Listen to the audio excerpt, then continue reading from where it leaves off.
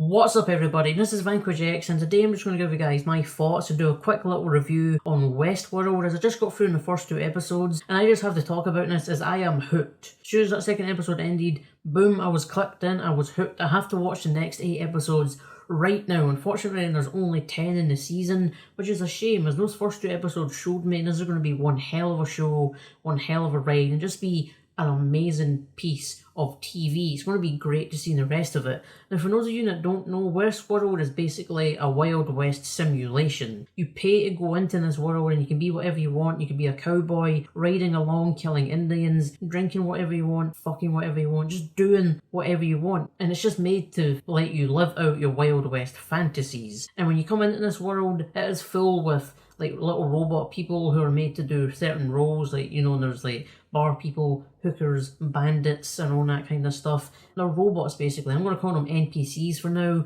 because they hand you out like little quests. There's one when you come into the world and these guys are saying their sheriff's been kidnapped and he's being kept up in the mountains, so you can like join their little posse to go up and shoot all the people who've kidnapped him and bring him back. For another example, an old man falls over and if they choose to pick him up, he might give them a chance to find this treasure he talks about. So I'm going to call them NPCs right now because they give you little quests like a video game. And this is where this episode's quite interesting because you learn a lot about them, how the world works, who makes this thing, and just how it all works and joins into making Westworld a thing.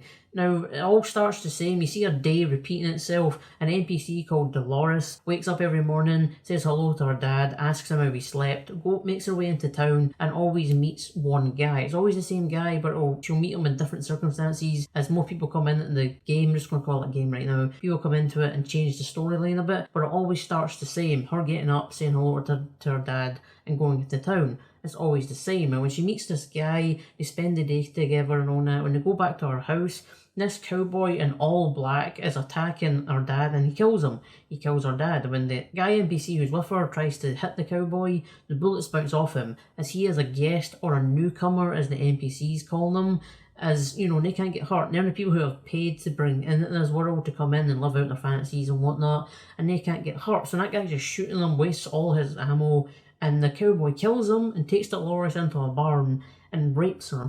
And that just shows you how realistic it is and how fucked up you can be if you choose to be. And that guy's been going there for 30 years, he says. So it shows you how ingrained people can get into this world. If he just strolls up, kills a guy, kills another guy, and rapes someone because he can, because they're robots, they're not real. And that's kind of the most interesting part of the show, is you learn about the NPCs, or whatever they are. They're like robots, but it's hard to tell because the company recreates skeletons. There's little robots making skeletons and making skin and all that, so they're very, very accurate and could basically be human, but they get updates. They ask them to go through their files, so they must be robots in a way. It's the best part of this episode to see when they're getting made. The company that builds them, led by Anthony Hopkins, which is insane to think they got him in the show. He pulls a great performance, and it's just interesting to see how they get made, how the company works, and put them into the world. It's just very, very cool to see and interesting. There might be technology we have years down the line with the way we're progressing with technology, which was kind of the thing about this episode, showing you how we could progress, how far we're going to go or how far we shouldn't go,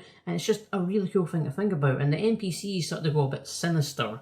Dolores' dad finds a modern day picture in his crops and must have been put there by mistake, and he goes mental, looks like he's breaking down. This is when we see how they kind of work, as Anthony Hopkins is talking him down, you know, telling him to power down, reset and all that. And when he resets, he's all smiley and stuff, and he starts asking him questions, and he snaps again, starts going a bit mental, saying he has to warn Dolores about what's happening and all that. So I think they're starting to learn that they're NPCs, that they're robots, that they're not real, and they're just made to be planted into this world and let people live out their fantasies and do whatever they want to them. And he starts to go crazy and goes a bit sinister.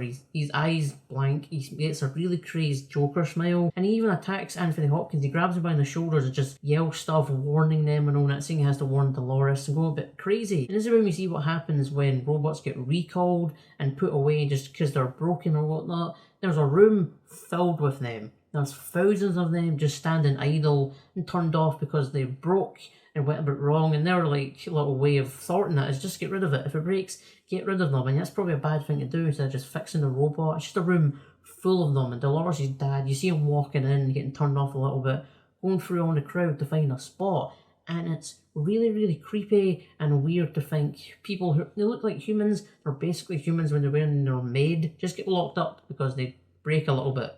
It's really weird. So the first episode's kind of just a taste of everything, how the world works, what it's filled with, who makes them, and all that kind of stuff. So yeah, that was a really good episode to bring you into it. I think I'd give that one a quality. I'll give the first episode a quality just because the way it built up and all that.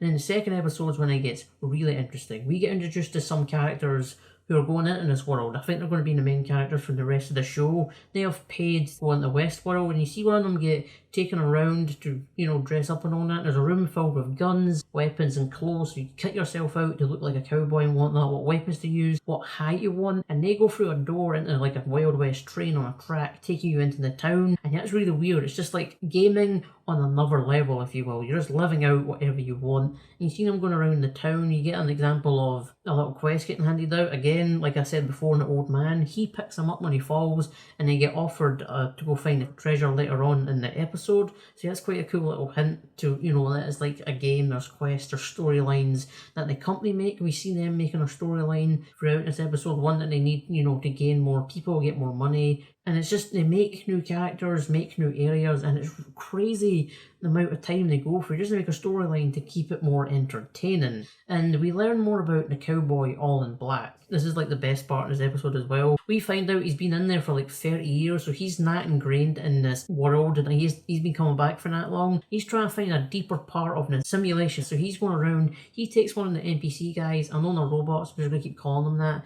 he scalps them, and there's a logo inside his head, the logo of the company who made them. So I don't know what he's doing. I don't know if he's trying to find a way to keep himself in there, because later on he says, I'm never leaving. So I don't know if the further in part, the deeper he goes, the more unlikely he can get back. So I think he's trying to find stuff out like that. And just the stuff with the company as well, we find out way more about how they make them, what's going on. Anthony Hopkins saying, you can allow me one mistake if stuff goes wrong. Because he's been putting in updates and robots are going a bit awry because of them, and he can't handle the update and stuff like that. He's saying, you can allow me one mistake with how we're going, saying this is as far as we're going to get with technology, allow me mistakes here and there, which is quite freaky to think he could do something, update it, and all the robots could turn on and go mental and just start killing all the workers and whatnot. It's really, really weird to think he's going, just allow me a mistake. If they all kill each other, cool. Just allow me that. It's like, whoa. And the way they go into making the robots when they recreate the skeletons and whatnot, we've seen them recreate a horse from scratch. There's like a horse skeleton getting made. You see it the next time with skin with a guy cutting shapes into it, and then the last time you see it is getting walked around the room to like calibrate it to make it work, and it's insane to see them do that. Just build a horse from nothing, from little robots, pulling little threads here and there, and then skin, and they're cutting it to make the shapes, and it's walking around like a normal horse. It's unbelievable, and I think we could get that one day, which is also scary, because they're going to take over the world.